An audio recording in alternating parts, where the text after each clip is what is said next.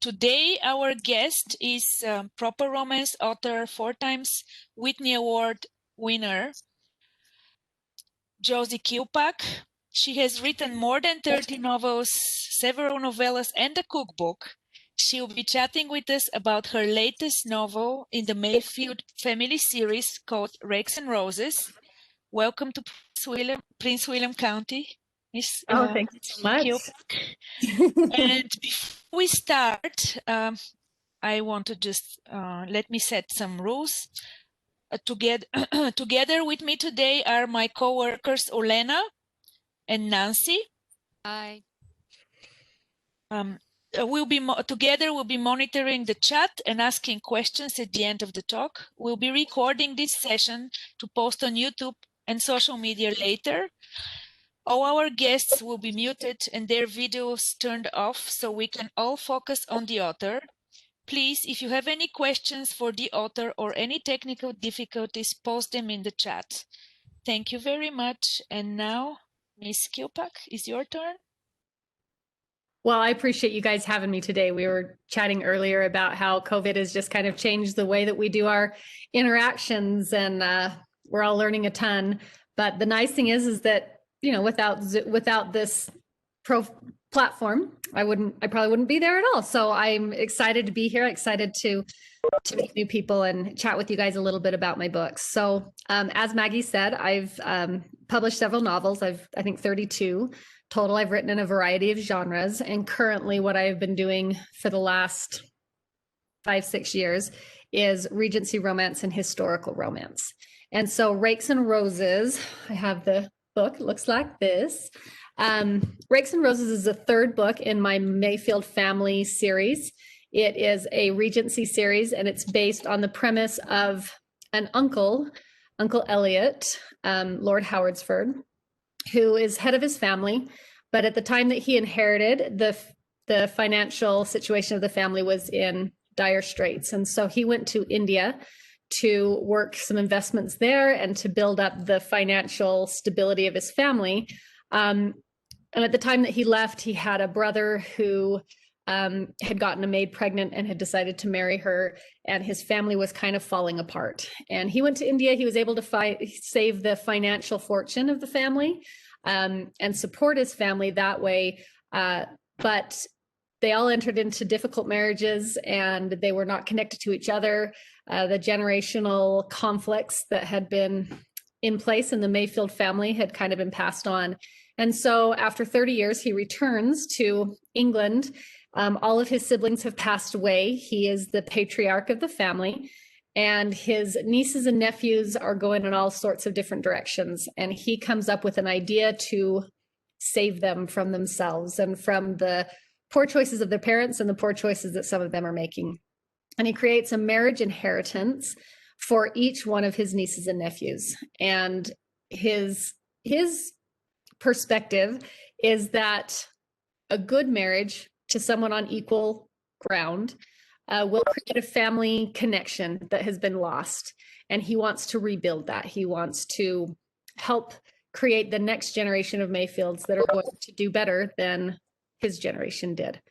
So he introduces his campaigns, and there's 4 books in the series. The 4th one will be out in this year, 2021. And Rakes and Roses is the 3rd book in that series. So the first book followed the story of the eldest nephew and Uncle Elliot's heir, Peter. The second story is Peter's brother, Timothy. And then this 3rd story is Harry, who is the son of one of Uncle Elliot's sisters.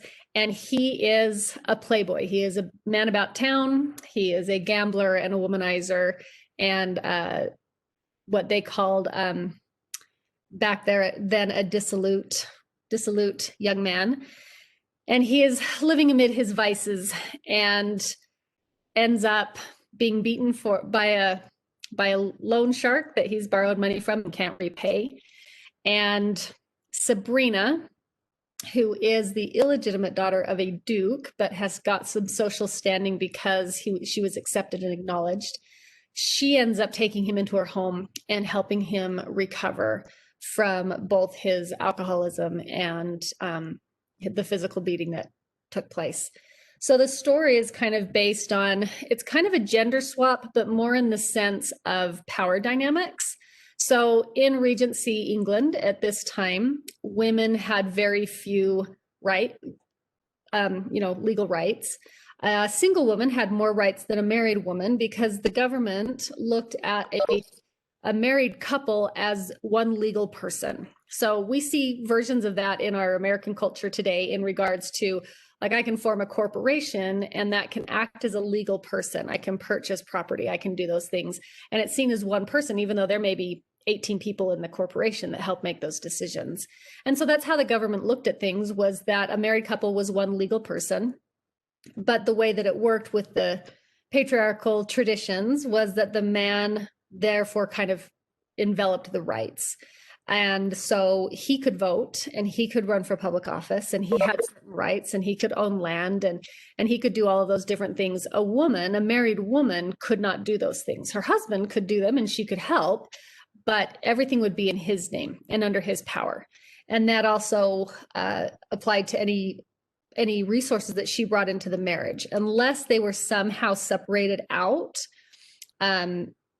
Her husband would take ownership of that. So any money she brought into the marriage would become his. The additional difficulty of that time was that women were prevented from education and trade opportunities in order to support themselves. So you created a situation where women were highly dependent on the men in their lives, their fathers, their brothers, primarily their husbands. And if you were connected to someone who treated you well and respected you and helped you create your own happiness, then you were in a good position. If you were not, you were kind of at their mercy. And so in this story, things have flipped a little bit, because typically Harry, he has all the rights. He's an heir. He has, he was the heir. He inherited his father's estate, so he's a landholder. He has income because of the agriculture that's done on that land. He can vote. He can do all of these different things. He can move in society completely free. Sabrina was previously married, and because property wasn't entailed, meaning that someone ahead of her or ahead of her husband had not already decided who would inherit upon her husband's death, and because they had no children, she inherited everything when her husband passed away, which was very rare. It did not happen very often, because typically there were entailments and there were legal situations that were set up so that a woman, she may have some money left at her disposal if her husband passed away, but she wouldn't necessarily own anything. But she ends up falling into a loophole in the system, in a sense, and she ends up quite wealthy. She owns land, which gives her power in a society where women typically don't have power. On the other hand, Harry, though he has a lot of power, he's made a lot of really poor choices, and he has landed himself in, we would look at it as like he's on the brink of bankruptcy. He's about to lose everything. And because of that, he's lost his standing. Plus, he's lost his physical abilities. And so in this story, we see that swap of power dynamics that we don't see very often in Regency, where the man has all the power and the woman is kind of at the mercy of him and society.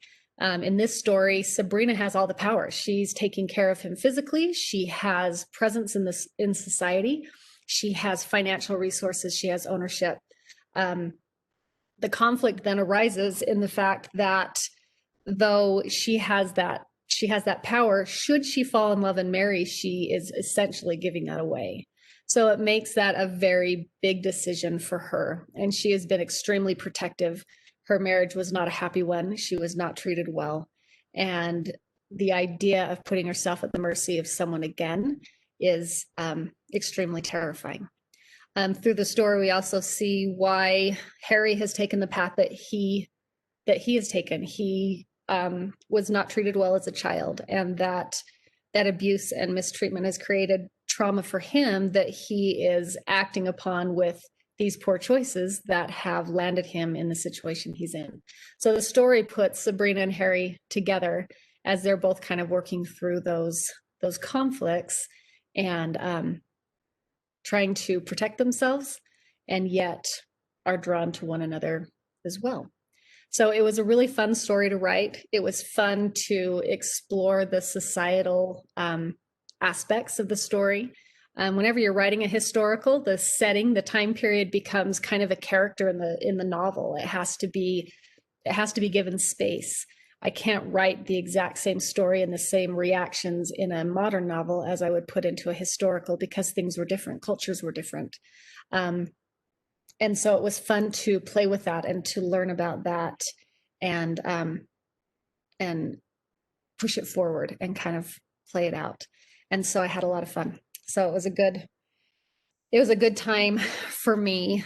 And that's kind of the intro on the story. I'm not sure what other details I can furnish. So if I missed something, or if you'd like me to expand on it, maybe the host and co-host can let me know, and we'll go to that point. Okay, thank you very much. Okay, Olena and Nancy, I need to unmute myself. Yes. Okay. So I did see that in the chat, someone had asked, Danny asked, do I like to travel, and does the travel inspire my work? I do love to travel. I have not been able to travel as much to England as I would like to for the research on this book, but I have been able to make a couple of trips in the last 5 years or so, and have absolutely loved it. It's been great. But I was writing in that location. I was writing in England long before I ever got to visit. So thank goodness for online and Google Earth and all of those different resources. So I do get to travel, but I don't get to rely on travel. I guess that's how I should say it. I can't rely on my travel in order to flesh out the settings. So I do a lot of study. I have a lot of reference books. I have a book of maps, street maps from London from 1826, I think, and it is a fantastic resource. So I utilize all of those different things to try and keep things correct. But there's a lot of stuff that's imagined. There's a lot of details that I end up leaving out because I can't confirm exactly how it would be. Thank you. Thank you. There's one question here that, from Mariana, one of our participants. What books are you reading to inspire the time period character? Oh, I love to read historical fictions. So I read a lot of books by Jennifer Moore. She's a friend of mine. She also writes Regency, and she does great research. I tend to read a lot from authors who do better research than I do. I like to research, but I am much more of a storyteller. And so my research is kind of secondary. So I love reading those authors who I know research like crazy. So Jo Beverly, she did a lot of great research. So I love her stuff. Jennifer Moore does great research. Sarah Eden does great research. Donna Hatch. So I read a lot of those authors because I feel like they help just improve my own abilities. Georgette Heyer, of course. So I try to read a variety of them, and I try to look for those authors. There's a lot of really wonderful storytellers that write Regency, but I try and focus on those that I know do really, really great research in addition to the stories they tell. Mm-hmm. There is another question. Do you have a writing routine? And how long does it take you to write a novel? For me, it takes me usually about 6 months to write a novel, start to finish. It used to take me longer, but I wrote a culinary mystery series several years ago, and we started doing 2 books a year, and it kind of forced me to increase my pace, and I got a lot faster at it. So about 6 months start to finish to write a book, and then it's another 6 months to a year in the production phase to do the edits and copy edits and things like that. So I've written them faster. I have some novels that I've written in 2 or 3 months. I've also written way slower. I have novels that took me years that I would go and plug away at here and there. So that's kind of as far as my writing routine, I have never had a good writing routine. I covet writing routines of other writers. You know, we hear about Hemingway, who every single day he went into his office from 8 a.m. to noon, and he wrote for that entire time. And sometimes it was pages and pages, and sometimes it was a paragraph. And I think, oh, I wish, and I have tried to do that. But, you know, for the first 20 years of my writing, I was a stay-at-home mom, full-time mom, and raising my kids. And that always kept my schedule going crazy. And then now I'm also a real estate agent during the day. That's my day job. And so I'm still balancing my writing. Most of my writing I do on writing retreats, where I will block out a certain period of time and go away with some friends for a weekend, or a few days to some cabin at a beautiful place, and we never go outside, and we stay in our pajamas and we work on our computer for hours and hours every day. It probably looks like the most boring vacation ever. But for me, I kind of save up my writing, and I can write, you know, I can write a quarter of a novel in that weekend if I've planned it out well enough. And so that's where most of my writing comes. And I will continue to experiment probably until the day I die on trying to come up with a routine. I'm constantly trying to start something new. I'm going to wake up early and write 2 hours every day. I'm going to stay up late and write 2 hours every day. I'm going to take a 2-hour block in the middle of the day. I try that stuff over and over again. I've been doing it for 20 plus years, and nothing ever sticks. So I just roll with it, and it happens. It seems to be working though. So it works. Here is another. Oh, go ahead. No, I'm good. Let me ask the next. I'm sorry, let me look at the questions. Do you ever get writer's block? What do you do to get over it? Yes, I think writer's block is something, I think everybody gets blocks. I think we get life blocks. I think we get librarian blocks. I think, Oh yeah. you know, nothing any of us do is always easy and always enjoyable. And so I absolutely get writer's block. I have two different remedies that have worked for me. The one is that I stop writing and I do something else. Lots of times for me, writer's block comes when there's something else going on in my life that's kind of eclipsing my creativity. Sometimes that could be a relationship issue. It could be that my house is a disaster. It could be that there's some project, like I've got to get my taxes organized, and I know that I need to do it. And so every time I sit down to write, that's just kind of blinking in my brain. So lots of times I will just not write, and I will take care of whatever that is. And then the other is I'm just out of ideas, and then I just need to consume ideas. And so I will start reading a lot of books, and I will watch a lot of movies. And I get a lot of my initial seeds of ideas from other people's creative works. And so I will submit myself to those things. I've often said that one of the best solutions for me is to either read a really great novel or read a really bad novel. Because if I read a really great novel, then I'm like, oh my gosh, this is amazing. I want to write like this. If I read a really bad novel, then I'm like, oh my gosh, that was terrible. I can do so much better. So, and that for me has worked most of the time, but it takes some discipline, like anything. One of my favorite tricks and hacks, I guess, in life is a timer. I set timers all the time. So if I'm cleaning my house, I'll set my timer for half an hour. And then at that half an hour mark, then maybe I feel like I want to finish the cleaning, or maybe I'm like, nope, I'm done, but I can pat myself on the back because I did 30 minutes of cleaning. And I end up doing that a lot with my writing. When the writing is hard, I'll set a timer for half an hour and make myself sit in front of the computer and make myself work on it. And sometimes that half hour finishes and I'm like, whew, I'm out, I did it. And other times that half hour finishes and I found my groove and I can keep going. There is one question, Arita, connected to what you just said. Do you have a go-to author to inspire you? I do have a couple of go-to authors that I absolutely love. One is Leif Enger, E-N-G-E-R. He wrote Peace Like a River and So Young, Brave, and Handsome. Those are the ones that I've read. And something about the way he uses words, I just absolutely love it. Absolutely love it. The next, probably my favorite author is Leanne Moriarty. She's an Australian writer. She writes women's fiction, and I absolutely love her stories. She is my, I just envy her storytelling.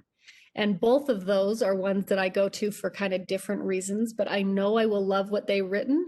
And even if I've read it before, I know that I will just love the way they use words and the way that they create story. And so those are kind of my go-tos.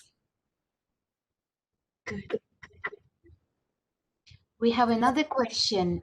Why proper romance? What is the difference between proper and romance? That's a good question.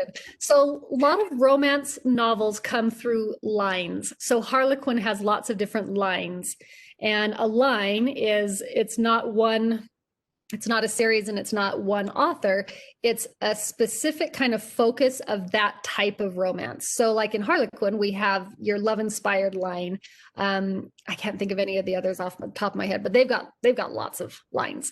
And so different romance publishers create a line, and then the readers kind of know what they're getting out of that line. So if you go to love-inspired, you know that you're going to get kind of a heartwarming love story. If you go to a different one, you may get something that's a little bit steamier. It may, and they'll have historical steamy, and they'll have contemporary, and all these different things. Mm-hmm. So proper romance is my publisher's line, and it's to point out that it's a sweet romance, and it's going to be proper in the sense of it's, you're not going to have bedroom scenes, you're not going to have heavy storylines. It's going to be an enjoyable, sweet romance. And so that's just kind of the title, the name of their line, to help readers find the line that are looking for that type of romance. I have a question a little connected to this. Were you ever tempted to write a steamier book? Well, I haven't been tempted to write a steamier book. For me personally, I prefer the story. I prefer the relationship as a reader and as a writer. And to me, and I'm a religious person, I'm fairly conservative lifestyle-wise. And so for me, I really enjoy that aspect of relationships. And so for me, it makes sense to write within a similar lifestyle that I live and that I'm familiar with. And I still read steamier stuff. I still watch steamier stuff, and I get it. Lots of times I feel like some of those heavier scenes, some of the chemistry being too strong, can kind of eclipse what the relationship is, the story. And so I will say that there's been several times when I'm trying to kind of develop the chemistry between my characters that I'll write a steamy scene between them to kind of better understand their chemistry. I just don't publish that one. So it goes into my private collection. So, and I've considered it, but I've been writing for a long time, and I feel like the readers who come to me because they're familiar with my prior works, I really appreciate their loyalty, and I'm more comfortable producing books that fit my lifestyle, and that that I'm good having my mom read and my kids read and things like that. So for me, this is what has worked so far in my career.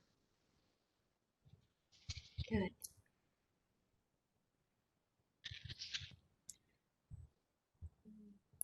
Lena, do we have any more? No, we don't have any more questions from the chat room. I don't see anything else. Nancy, did we miss anything? No.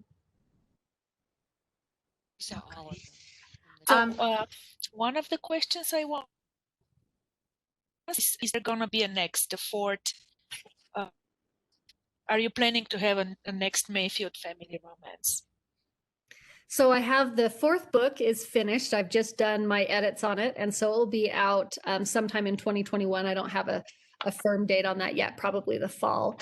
And it's called Love and Lavender.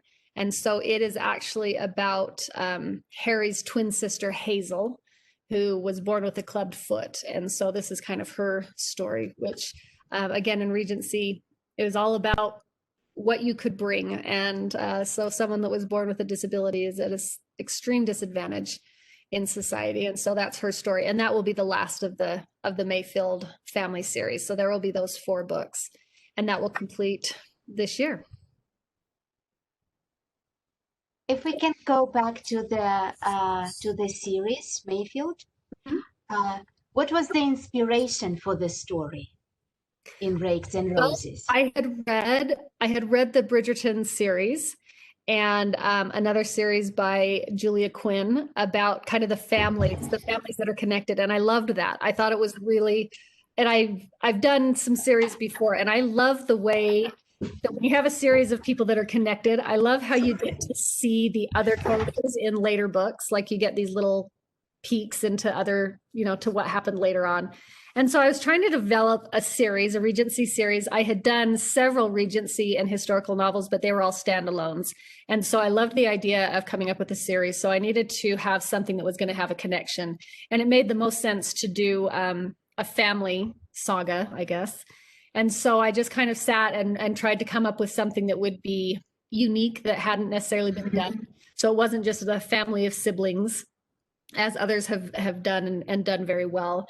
And so as I kind of brainstormed out ideas, I came up with this idea where it's an uncle who he's rather naive in his expectation that he can create an inheritance and that's going to lead to a happy marriage for his nieces and nephews. And so it's kind of naive. He's a bachelor. He never married. He doesn't know what that's about. And so I wanted to kind of showcase that. We all fall into that. We're experts at parenting until we have children, and suddenly we realize we don't know anything.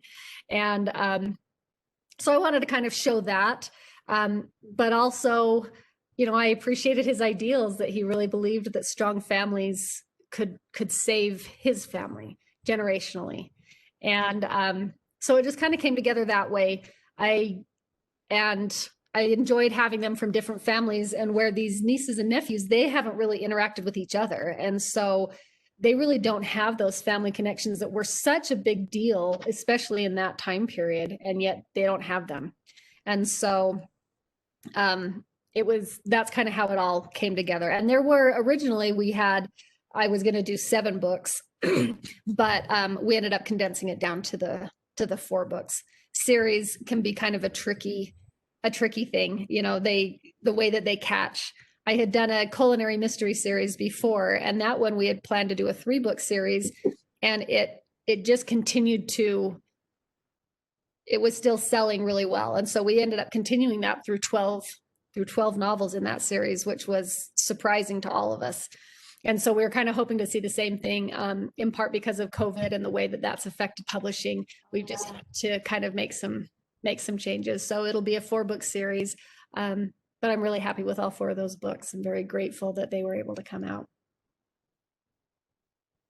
I think we have another question. Yes. Do you have, one of the questions is, do you have a favorite novel or series that you've written? That's hard, like your favorite one. Like favorite children. I've been really, really lucky in my career that I've been able to write a variety of genres. So I have written contemporary, I've written mystery, I've written historical, I've written Regency. And so it makes it even harder for me because there's certain things I like about the different books. Within my Regency, probably my favorite book is probably Lord Fenton's Folly. It was my second Regency that I wrote. It was about 5 years ago. But it was so fun. Lord Fenton is kind of based off The Scarlet Pimpernel, which is my all-time favorite movie, the one with Jane Seymour in it. And I just I had so much fun with him. He was someone I wanted to live next door to. And so that's probably my favorite and the writing on that book was so easy. It was just a lovely experience. So that's probably one of my favorites. I've absolutely loved doing the Mayfield series. It's been really fun to have that interconnection between the characters. But I also really enjoyed my culinary mystery series. It was a huge growth opportunity for me, a big challenge. It was something completely new. And so I have a lousy answer to that question because there's things I love about all of them. I think we have another question. What other genre are you reading other than romance? My favorite genre to read is actually women's fiction. I love Marie Simple. I love Leanne Moriarty. I love Barbara Kingsolver. I love to read women's fiction, and I've I've published a couple of women's fiction under a pen name, Jessica Pack, through Kensington Press, and really enjoyed writing those as well. I just don't have a lot of ideas for them right now, so I'm still working on that. But I love reading women's fiction. I also love reading like suspense, like Gone Girl and Girl on the Train, and Then She Was Gone. Those types of The Girl in Cabin 12, Cabin 10. Is that right? Ooh, I might be getting these titles wrong. Cabin 10, yes. Cabin 10. So I love reading those. The woman in Cabin 10. Yeah. Sorry. So I love reading those ones too. There was one question that somebody posted earlier. Do you ever base characters off of people you know or admire? I do base them off people I know a lot. Luckily, by the time I finish the book, they've changed so much that they're unrecognizable. Have they ever realized it's about the character is based on them? No, in fact, I had one book where I had based it off this woman who I found rather irritating, and she actually wrote me after the book was finished and told me how much that woman drove her crazy.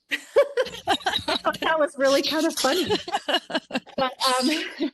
But I don't usually tell people. Sometimes, if it's a secondary characters are a lot easier to base off people I know, the wise person that reminds me of my neighbor and things like that.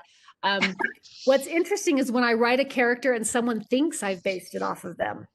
And then I'm like, no, I didn't. They're like, are you sure? I'm like, I promise. You're not that good. I know, exactly. I'm not that good. But, no, I mean them, the person who thinks. I have to be really careful about giving characters someone's name, because I won't necessarily associate it. And I'll be writing a character, but then once they realize that it has their same name, then they think that I've based it off of them. And I'm like, no. So I really work hard on my names, because I don't want to give, especially like the bad guys. Like I can't name the villains after my son or something like that. So I have to be really careful with that. And lots of times I end up going through lots of name changes, because I'll go to church and realize that I used somebody's name and they're going to think. So I'm like, oh, I can't do that.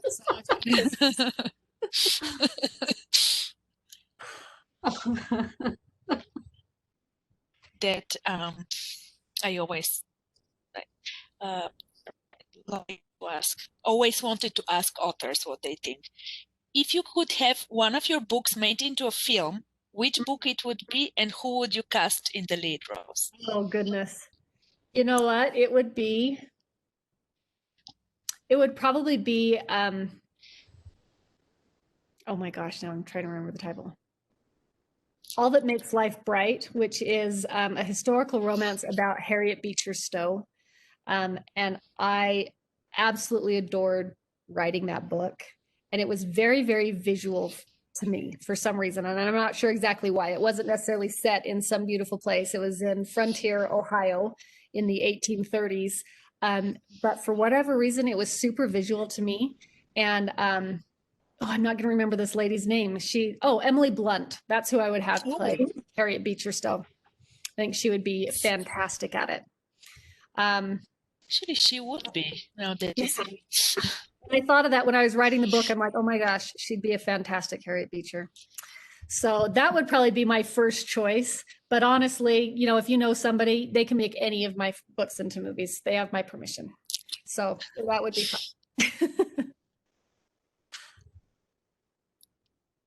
Okay, let me check that. Olena, do we have other questions in the chat? I don't see any new questions. I wanted to share something really quick, if that's okay. Sure. Of course. One of the details that's part of this story, Rakes and Roses, is entailments and the way that entailments worked in England, which can be kind of confusing. And so I actually wrote up a blog, and I'm just going to put it in the chat really quick. I won't go into too much detail here, but if anybody wanted to learn a little bit more about entailments and why they were such a big deal and how exactly they worked, you're welcome to follow that link and read up on it. Just because it is a part of the storyline for all the books in the series, but it comes up in this one because people, I've had some questions on how come things weren't entailed, and why did Sabrina, how did she become wealthy? Because women were so at a disadvantage in being able to do that. How did that work? Oh, yeah.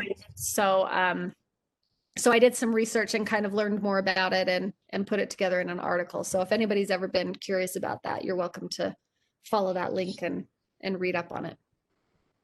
Thank you.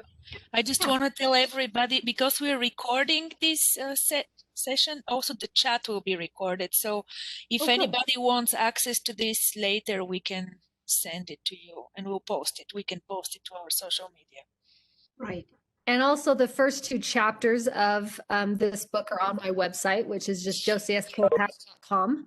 And if you just go to that book, I have the first chapters of all of my books that are there, and they're available in PDF. So if people want to give it a read and see if that's something they want to reserve at the library, then they can kind of get a sneak peek.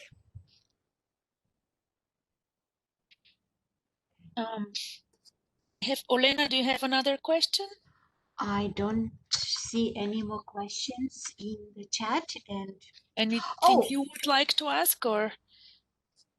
Yeah, I'm thinking like it's more personal question in regards of your childhood. Since you do a lot of research and you do read a proper romance, so when you actually were growing up, were you a fan of proper romance when you were younger? Well, so for me, I wasn't really much of a reader when I was quite young. Like, I avoided reading, and I look back now and realize that I think I had some disabilities with reading, like words didn't always look right to me and things like that. Not extreme, but just enough to avoid it. And I was always in the lower reading groups. And I, in the 3rd and 4th grade, I checked out the same book from our school library every single week for 2 years. And I would read that book, which I have found as an adult, as I've researched it, I've realized that for kids that struggle with reading, that's one of the tips that we give, is to read the same book over and over again. It builds their confidence and has them really familiar, and for them to know what's going to happen next. And so that was interesting to learn. So it wasn't until I was in junior high school that I was actually reading The Witch of Blackbird Pond that I actually fell in love with reading, and it felt really real to me.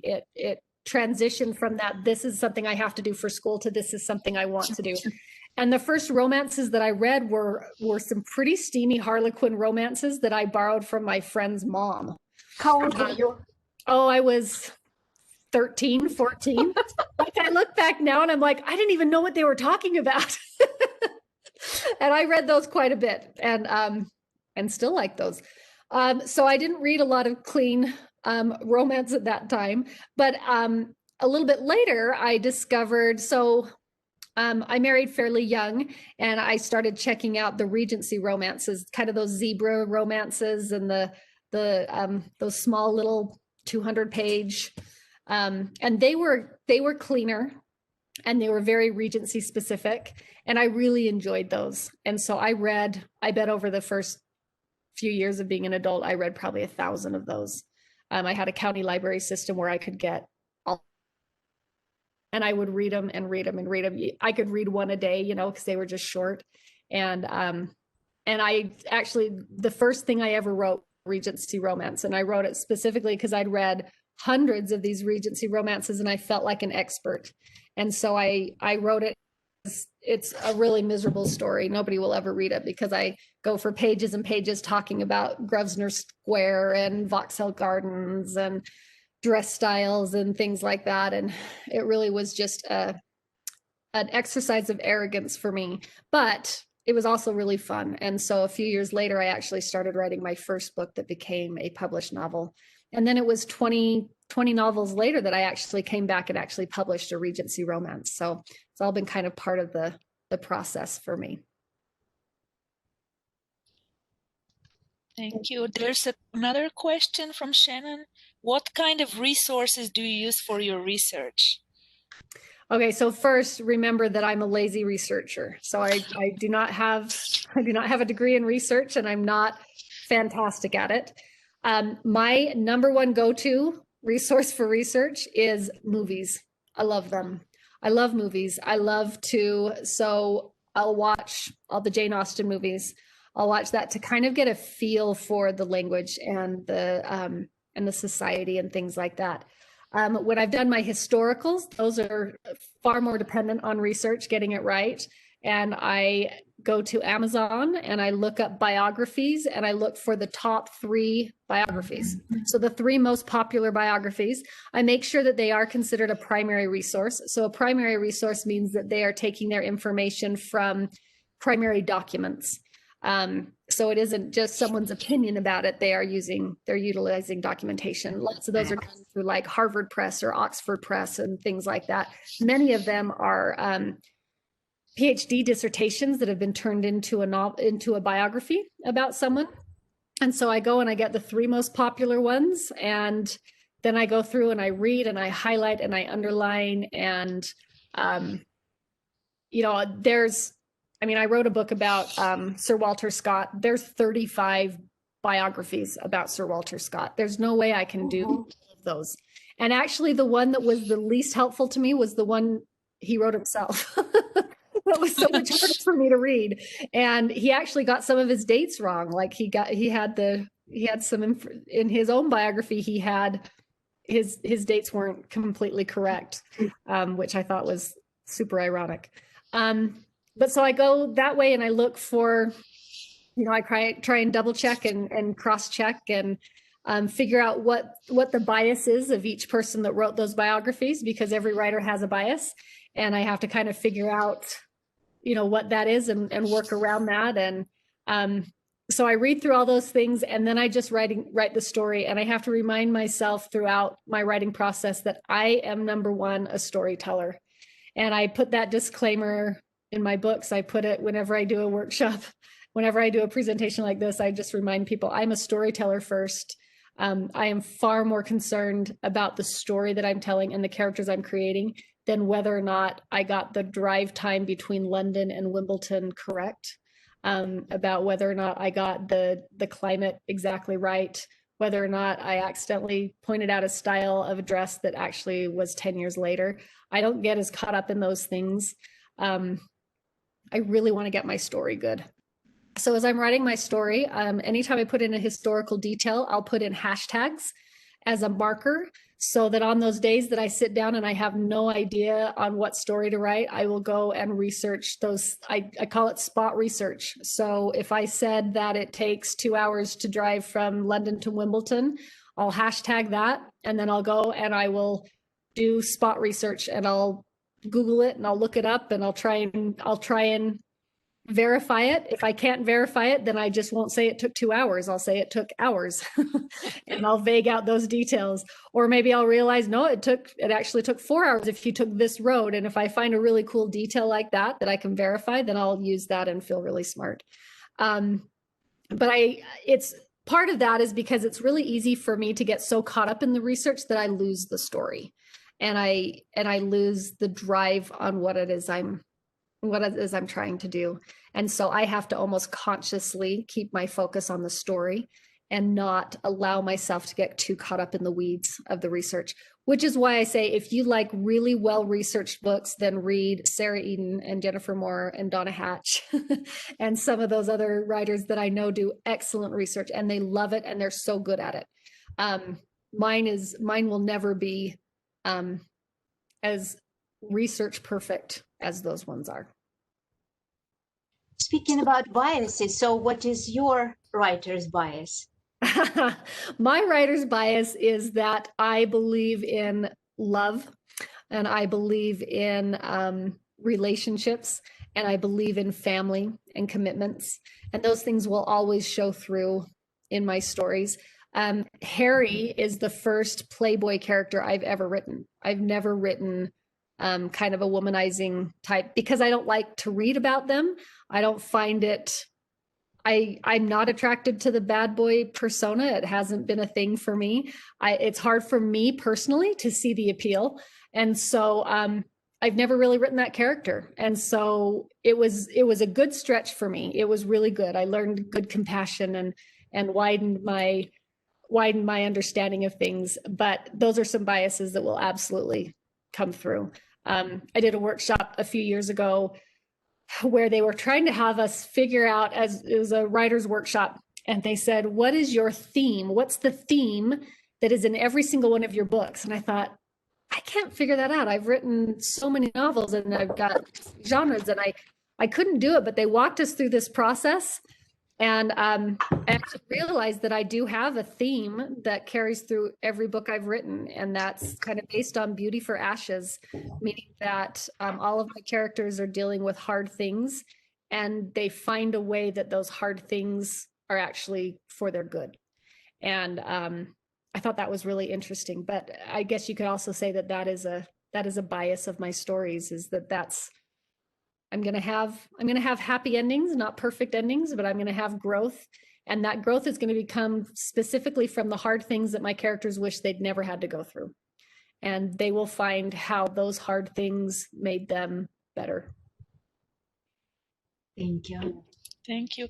There are 2 more questions from one of our participants, Mariana. Okay. First is, how did you feel when your first book was published? Oh, I was so excited. I was also so naive. My first book was published with a very small press. It was a faith-based work, and I expected I was going to, have $1 million by the end of the year. And I think I sold 400 copies, so I made about $450. So, but I was really excited.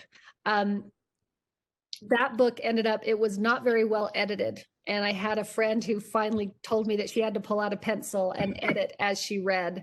And that ended up being a really big turning point for me, because I realized that I couldn't rely on my publisher to make my book better. I needed to make sure I was submitting my very best work. And so my first 5 books are out of print. But that was a really good learning experience for me. So it was super, super exciting. And then it ended up being just the beginning of the learning process for me of always trying to improve and do better.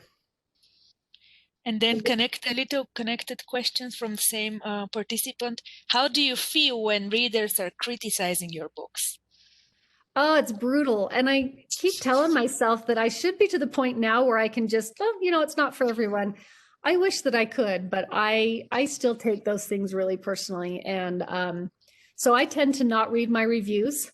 My publisher, my editor, she knows that I don't read reviews. So if she gets a good review, she'll send it to me, because she knows I'll read it if she sends it to me. But I'm pretty cautious about reading reviews.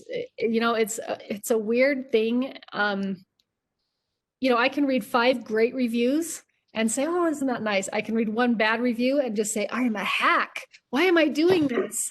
How is it? I wasted all this time, and I'm embarrassed.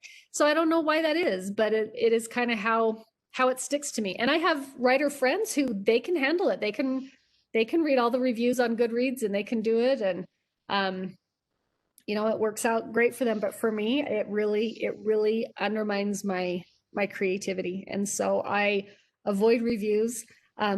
When people criticize my book, I just have to kind of work through it. Just like, you think about it, we all have jobs and family, and whenever anybody criticizes anything, I think most of us, it's tough. You struggle, something you've worked hard at. The cliche example is, making dinner for your family and they all hate it and they don't want to eat it.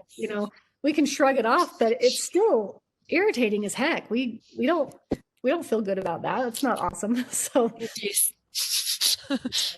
it's also a part of what I do. I realize that when I put my work out publicly, it means that people are going to share their opinions. And so it is a natural part of the process, and something I'm still learning 20 plus years into this is just, how to roll with it.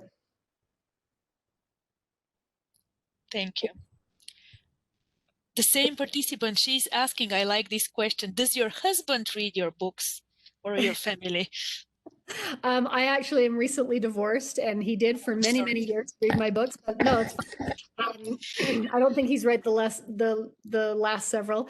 And I have 4 children, and a couple of them have read a couple of my books, but none of them have read many of them, which I guess is fine. We kind of raised my family in a smaller town. And so a lot of people knew who I was and knew that I was a writer. And so in school, my kids would get a lot, oh, is your mom Josi Kilpack? You're one of those Kilpacks. And I think for my kids, it kind of created this, everybody wants their own identity. And so I think being confronted, I guess, or looped into my writing identity made them a little bit like they want to make sure that they're differentiating themselves. So they haven't read a lot. Maybe one day they'll decide that they want to read all my books. I do have a collection that I keep for each of them, that one day they're going to get this box full of all the copies of my books, and then they'll probably feel guilty and terrible. But do any of them write themselves? You know what? Every one of them are incredible writers. Like when I have helped them with stuff that they were doing for school, they have really, really great skills, but they don't necessarily write fiction. They write, things for school and essays and stuff like that, but none of them have really pursued it. Sorry, this is my cat again. So I'm curious if maybe one day they will, because and I'm not just being a proud mom. I genuinely am impressed with their writing and the things that I've read of theirs, but it hasn't been something that any of them are super passionate about. But they're passionate about other things, and I feel a good sense of accomplishment in that my kids grew up watching me write, and I was a full-time mom, but I was also a writer, and so that was something they knew was a part of my life.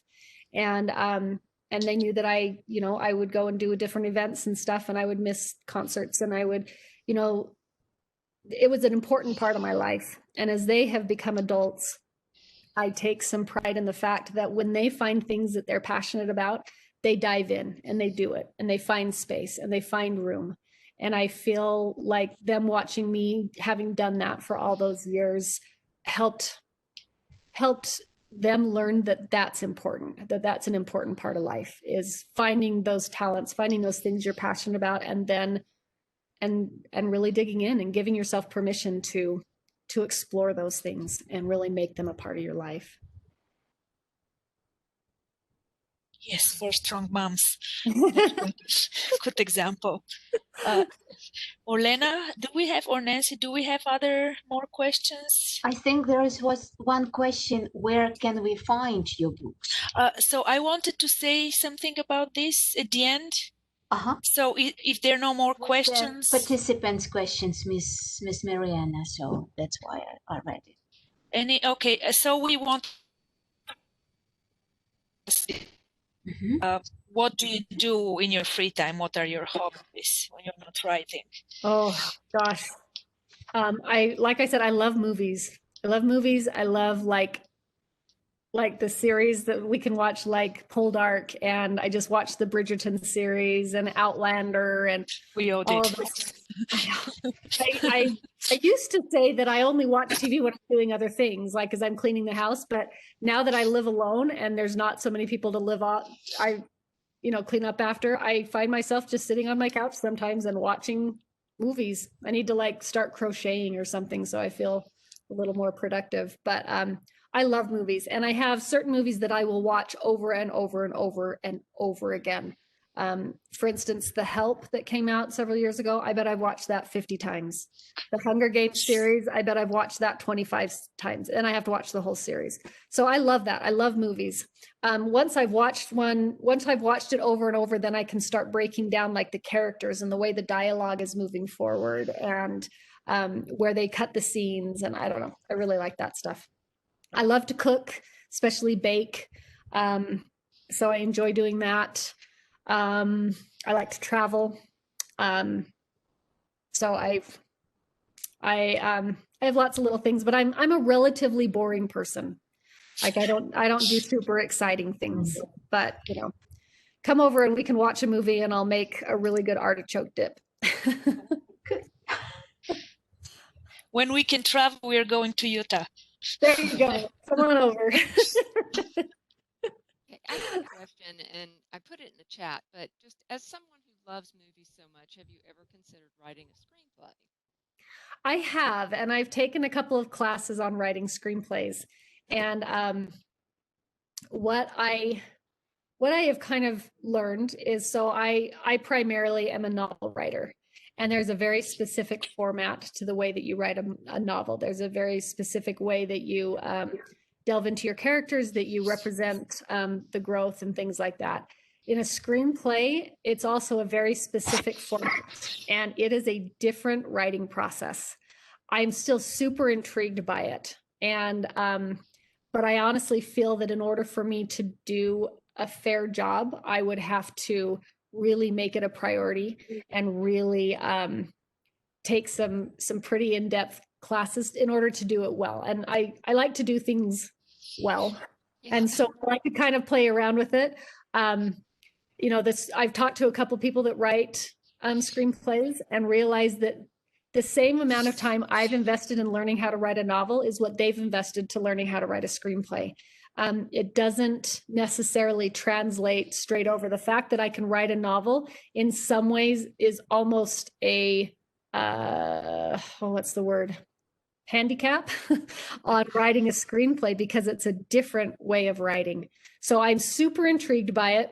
And it's one that rises up every 6 months or so. And I think, man, do I want to do that? Do I want to just dive in? And so far, I haven't decided to do that, but it is something that it's constantly right there in kind of the sidelines of my brain, tempting me. So, you know, I thought what I would really love to do is make enough money that I can hire a screenwriter that I can work like directly with. So that would be super fun, because then I can just utilize their expertise and what they've worked so hard to develop, and adapt one of my books to a screenplay that way. But I don't know if that'll ever happen, but it intrigues me. Thanks. We hope it happens. Well, thank you. Good luck.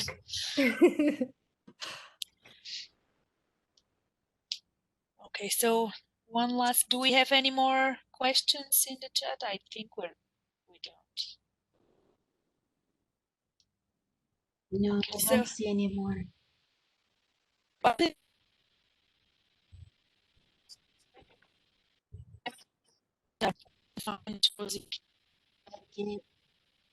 so we also Manassas on Thursday Road, so you can, if you visit them, they might have some additional perks in addition to just buying the book. So you can find them at Barnes & Noble, and the library has some copies also. Good. So also digital copies. And we have digital copies and audio. Do you? Oh, actually, I'm sorry, that's the last question. When some of your books are being published as audiobooks, do you pick the narrator? I don't usually. There have been a couple times when, maybe twice, where they would send me a clip from 3 different narrators, and I was able to choose my favorite.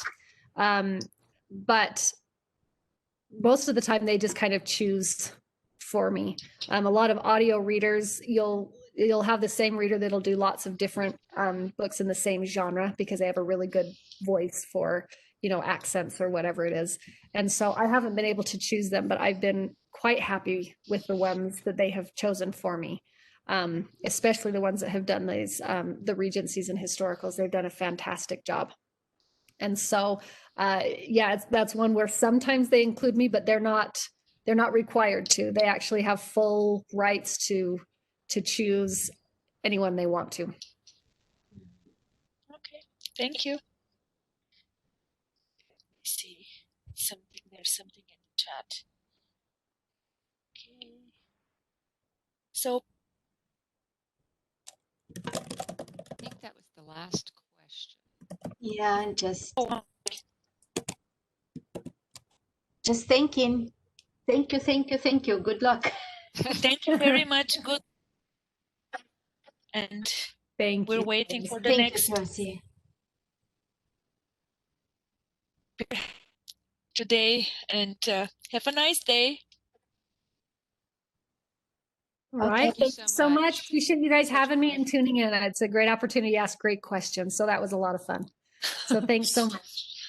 Thank you. It was nice to meet you in person. To meet you. Yes. Nice to meet you. Have a wonderful weekend. Thank Thanks, you. you too. Thank you.